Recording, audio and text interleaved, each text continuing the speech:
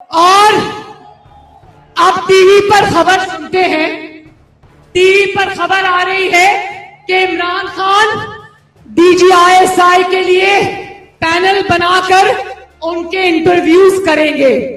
तो जब इंटरव्यू के लिए उम्मीदवार जब आएंगे प्राइम मिनिस्टर्स ऑफिस में, तो जानते हो क्या सवाल पूछेगा इमरान खान? उनको पूछेगा, आपको आरटीएस बिठाना आता है? आपको डब्बे चोरी करने आते हैं? जजेस को ब्लैकमेल कर सकते हो या नहीं?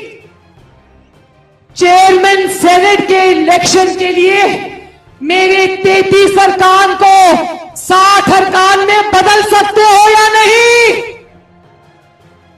सियासी वफादारियां तब्दील करा सकते हो या नहीं?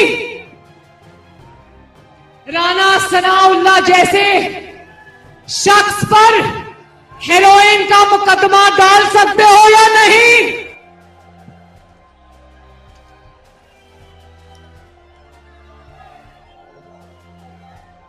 इमरान खान, किसी भूल में ना रहना, तुम कभी नवाज शरीफ बनने की कोशिश भी ना करना।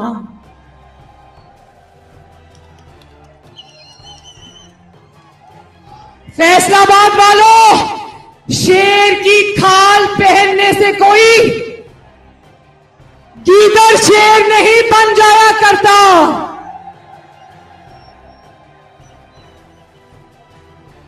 अब अवाम में अगर जाओगे, सियासी शहीद बनने की कोशिश भी मत करना।